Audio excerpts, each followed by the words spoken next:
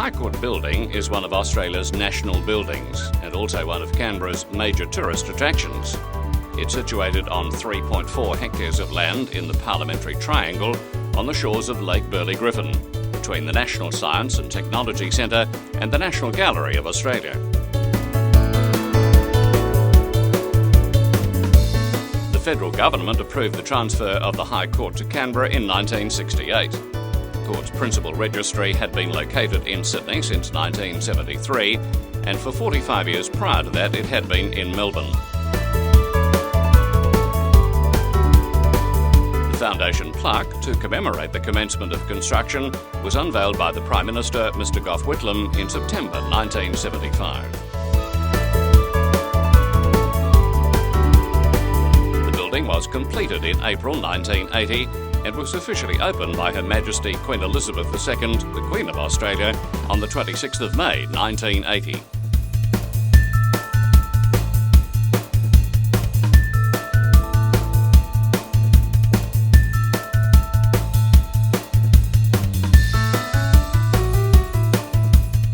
The judicial power of the Commonwealth is vested in a federal Supreme Court, which is called the High Court of Australia.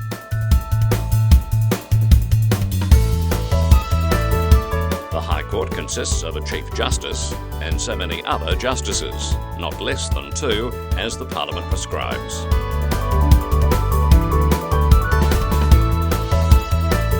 The appointment of a Justice of the High Court shall be for a term expiring upon his or her attaining the age of 70 years, and a person shall not be appointed as a Justice of the High Court if he or she has attained that age.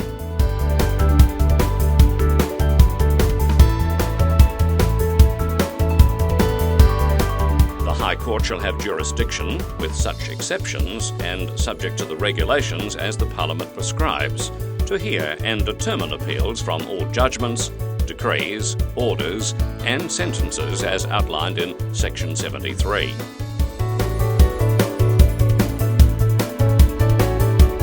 The trial on indictment of any offence against any law of the Commonwealth shall be by jury.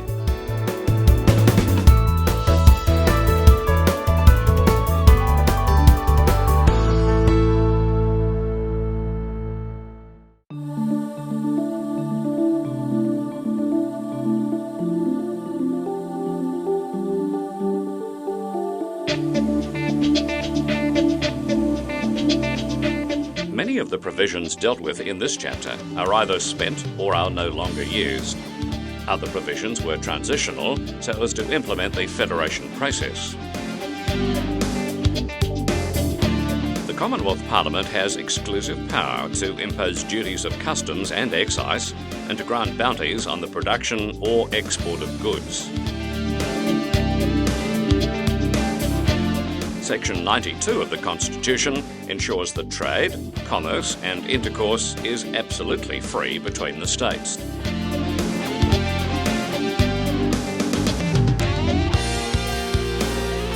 All revenues or monies raised or received by the executive government form one consolidated revenue fund and are appropriated in the manner and subject to the charges and liabilities imposed by the Constitution.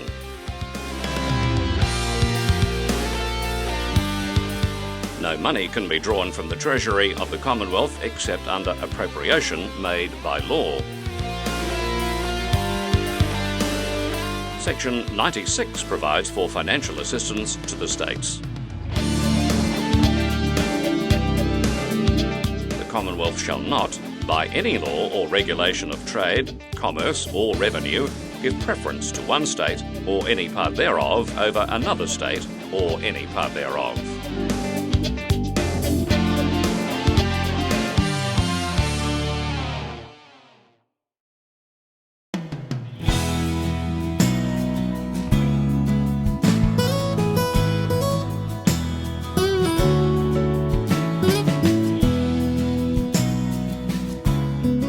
Chapter 5 deals with the many aspects of state matters, including the very important Section 106, which, subject to the Commonwealth Constitution, saves each state constitution until altered in accordance with the requirement of the Constitution of each state.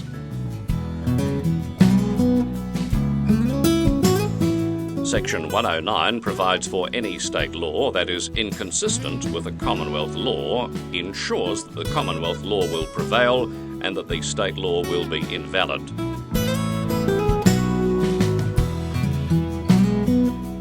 Under Section 111, a state may surrender part of its territory to the Commonwealth. This section was used to separate the Northern Territory from South Australia and the Australian Capital Territory from New South Wales on the 1st of January 1911.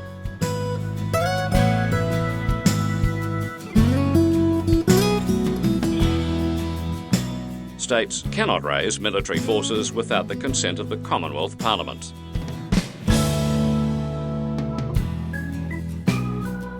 Section 115 prevents a state from coining money and effectively makes the Commonwealth's concurrent power in Section 51(12) exclusive. Other matters include the rights of residents in states and the protection of states by the Commonwealth from invasion, and on the application of executive government of the state against domestic violence.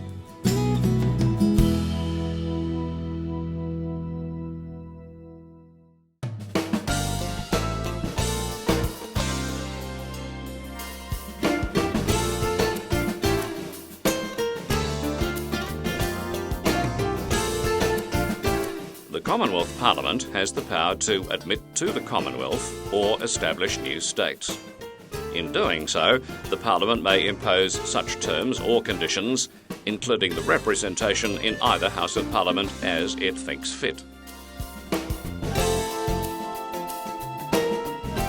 The Parliament may also make laws for the government of any territory surrendered by any state, or of any territory placed by the Queen under the authority of and accepted by the Commonwealth, or otherwise acquired by the Commonwealth. The Parliament may also allow for the representation of such territory in either House of the Parliament to the extent and on the terms which it thinks fit.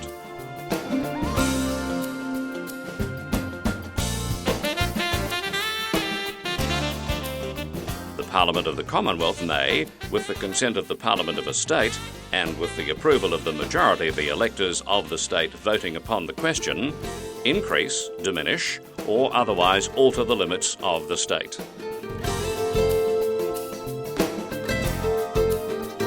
A new state may be formed by separation of territory from a state, but only with the consent of the Parliament thereof, and a new state may be formed by the union of two or more states or parts of states, but only with the consent of the Parliament of the states affected.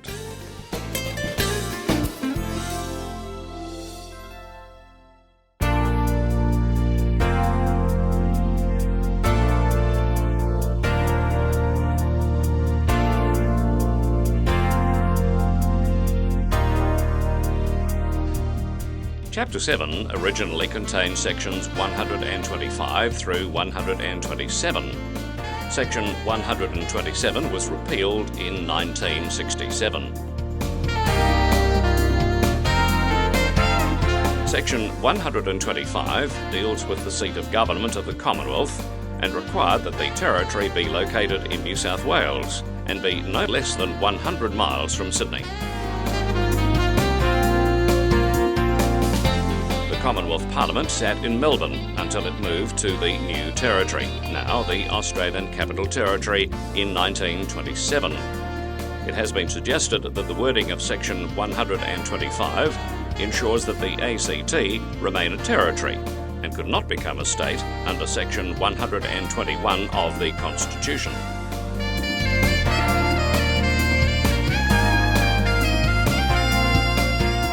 Section 126 gives the Queen the power to authorise the Governor-General to appoint deputies. The letters patent relating to the office of Governor-General should be read in conjunction with this section.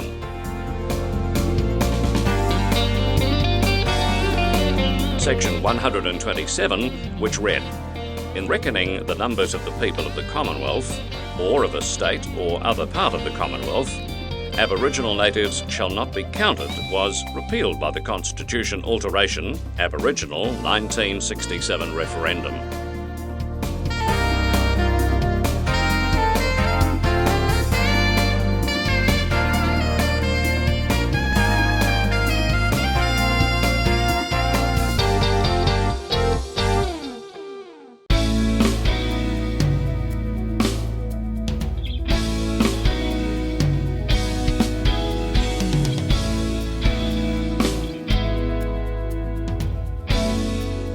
Section 128 is the only section in Chapter 8. Although it is the last section in the Constitution, it is probably the most important, as it outlines the method by which the Constitution may be changed. Once a law to amend the Constitution has been passed by both houses, it is then put to the electors in each state and territory qualified to vote for the election of the House of Representatives. However, it is possible for a bill to change the Constitution to be passed by only one of the houses, as outlined in paragraph 3 of Section 128.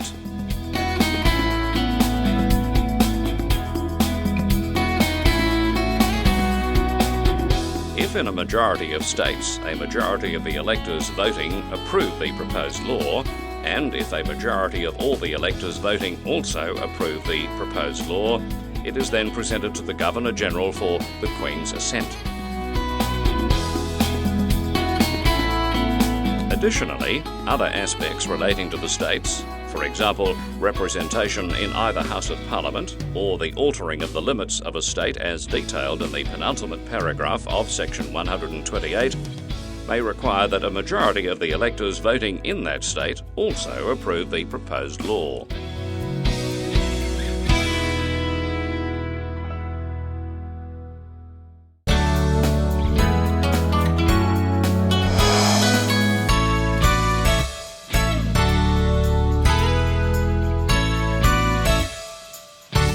Senators and members of the House of Representatives are required to make and subscribe either an oath of allegiance or an oath of affirmation in accordance with Section 42 of the Constitution before they can take their seat in Parliament. The oath is: I, A.B., do swear that I will be faithful and bear true allegiance to Her Majesty Queen Victoria, her heirs and successors according to law. So help me God.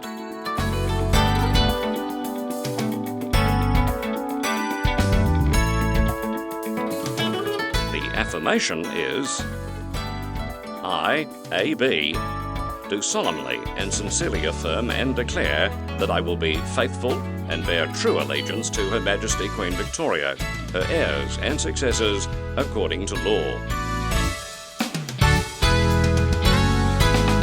The name of the King or Queen of the United Kingdom of Great Britain and Northern Ireland for the time being is to be substituted from time to time. This schedule does not apply to the swearing-in of executive councillors as required by Section 62 of the Constitution.